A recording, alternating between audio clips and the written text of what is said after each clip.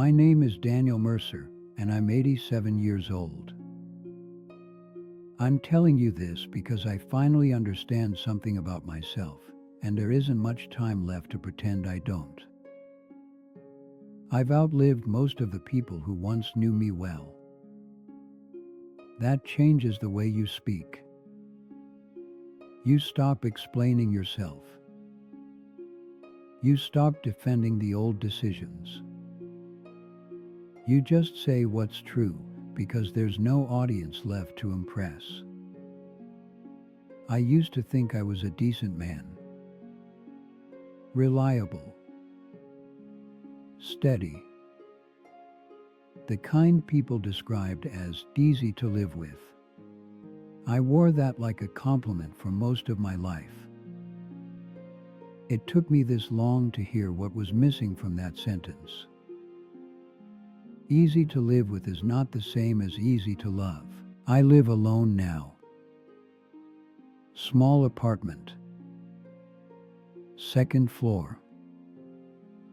No elevator, which keeps me honest about my knees. Mornings come early whether I want them or not. I make oatmeal most days, not because I like it, but because it doesn't ask much of me.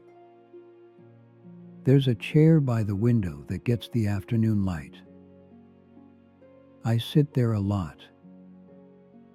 Not thinking, exactly. Just letting memories show up uninvited. When you're young, memory feels like something you can organize. When you're old, it's more like weather. I don't tell this story because I'm proud of what I see when I look back. I tell it because pretending not to see it feels worse now than admitting it ever did. I was married once. 34 years. Her name was Helen. People liked us together. We looked stable. That word again. We met in our 20s when everything still felt possible but not urgent. I worked as an accountant. Not a dream job, but a solid one. She taught elementary school. We both believed in routines. We both believed that showing up mattered more than talking things to death. Those beliefs carried us a long way. We bought a modest house. Painted it ourselves. I remember the smell of the paint more than the color. We had 2 children. A boy and a girl. I was there for all the big things. Birthdays. Graduations. Weddings, eventually. That's the part people see when they hear the outline of my life. What they don't see are the small spaces between those events. The quiet evenings. The moments where something could have been said and wasn't. I wasn't cruel. I wasn't unfaithful. I didn't drink too much or raise my voice. That's why it took so long to notice the damage. Nothing was broken enough to demand repair. I came home on time. Paid the bills. Fixed things when they broke. I listened when spoken to. I didn't make trouble. Helen used to tell people I was low maintenance. She meant it kindly. I took it as praise.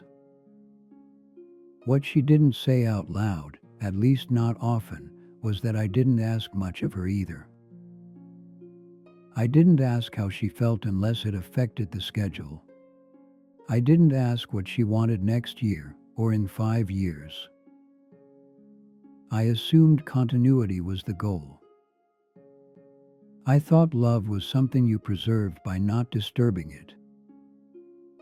I see now how lonely that can feel on the other side. In my 30s, work became the place where effort felt measurable. Numbers added up. Mistakes could be corrected. If I stayed late, something tangible improved. At home, the work was quieter, emotional, harder to quantify. So I leaned into what I knew how to do. Helen would sit at the kitchen table some nights, grading papers, while I read the newspaper. We were together, technically.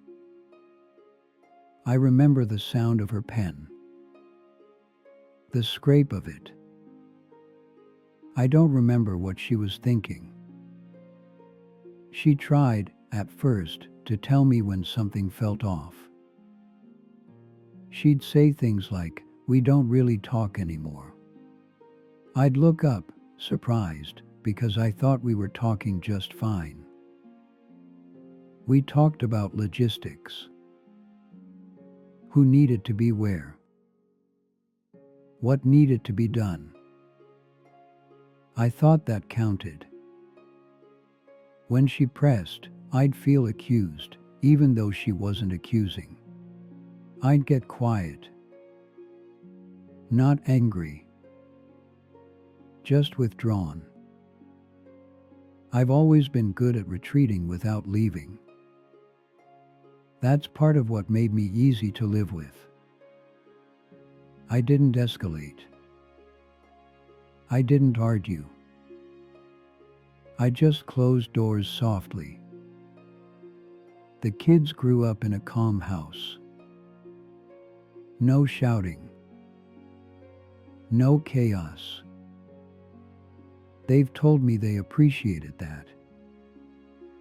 What they haven't said, and what I wonder now, is whether they learned something from my silences that followed them into their own lives.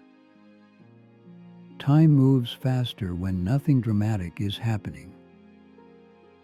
Years stack up neatly. You don't notice the weight until you try to lift it. By my 40s, Helen stopped bringing things up. I mistook that for peace. I didn't understand it as resignation. She developed a habit of staying later at school, volunteering for committees, summer workshops. I told myself she enjoyed being busy. I enjoyed not being asked to change. There were moments, small ones, that should have told me something. Like the time she went to a play with a friend instead of me because I said I was tired. Or when she stopped reaching for my hand in public. I noticed. I just didn't follow the thought to its conclusion. I assumed there would be a later. A time when things slowed down and we'd catch up to each other. I didn't feel urgency. Urgency felt impolite. The children left home. The house got quieter. I thought that would bring us closer. Instead, it exposed the distance that had been there all along. We ate dinner across from each other, not facing. We had separate interests. Separate ways of filling time. Nothing wrong enough to name. When Helen retired, she suggested traveling. Not big trips. Just nearby towns. Museums. Long weekends. I said we should wait until I retired too, so it would be simpler. She nodded. She always nodded. I retired 3 years later. By then, the idea of traveling together felt unfamiliar, like something we'd missed the window for. She went on a trip alone that spring. 2 weeks. Europe. I told everyone how proud I was of her independence. I didn't tell anyone how quiet the house felt, or how relieved I was not to be asked what I wanted to do with my days. That relief is something I'm not proud of now. When she came back, she seemed different. Not distant. Clearer. Like someone who had finally heard herself think. We had a conversation one evening. Just one. She said she felt like she'd been alone for a long time, even while married. She said she didn't blame me, exactly, but she couldn't keep living that way. I listened. I nodded. I said I was sorry she felt that way. I didn't say I understood, because I didn't. Not really. She moved out 6 months later. No shouting. No legal battles. Just a careful dismantling of a shared life. Friends were shocked. They said we seemed so solid. I agreed with them. That was the problem. We divorced in our early 60s. I told myself it was a late life incompatibility. Something that happens when people change. I didn't look too closely at how long she'd been changing on her own. She remarried a few years later. A kind man. Quieter than me, actually. But attentive in a way I never learned to be. I met him once. He asked me questions. Real ones. About my work. My childhood. I was polite. I answered. I didn't ask much in return. Old habits don't disappear just because the context changes. My children stayed in touch, but less often. They had their own lives. I told myself that was normal. I became the father you call on holidays. The grandfather you describe as nice. The man who never causes problems. I wore that like a badge until there was no one left to pin it on. Helen died 8 years ago. Cancer. Quick, in the end. I went to the hospital. We talked. Carefully. Kindly. We avoided the past like a shared allergy.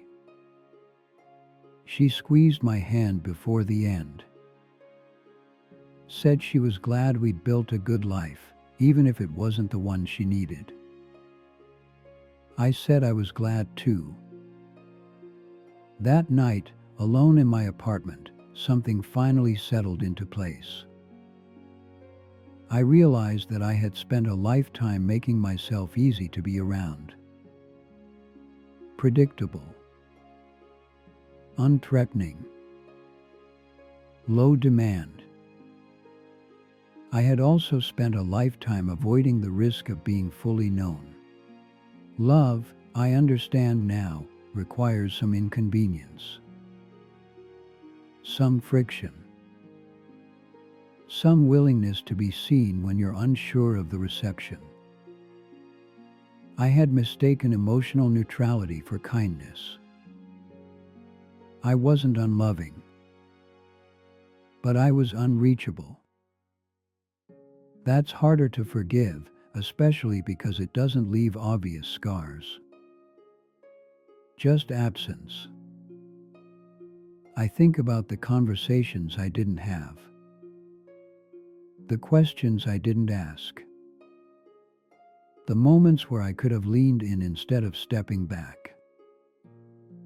Not with drama, just with presence. I can't fix any of that now. Helen is gone. The version of my children that needed a more engaged father is gone too.